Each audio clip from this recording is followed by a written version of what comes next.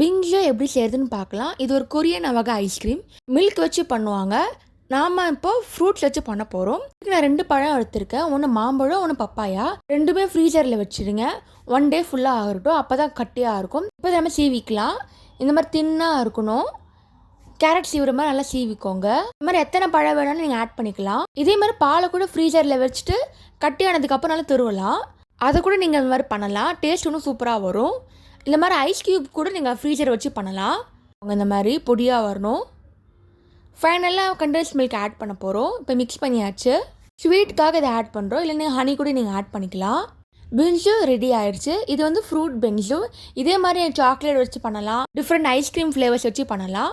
இந்த மாதிரி திருவண்ண ஐஸ்கிரீம் பேர் தான் பிங்ஸுன்னு சொல்லுவாங்க. நீங்களும் ட்ரை பண்ணி பார்த்துட்டு எப்படி இருக்குன்னு சொல்லுங்கள். இதே மாதிரி சிம்பிள் ரெசிபிஸ் நிறைய யூடியூப் சேனலில் போட்டிருக்கேன். அதையும் மறக்காமல் செக் பண்ணி பாருங்கள். தேங்க்ஸ் ஃபார் வாட்சிங். லைக் பண்ணுங்கள், ஷேர் பண்ணுங்கள், சப்ஸ்கிரைப் பண்ணுங்கள்.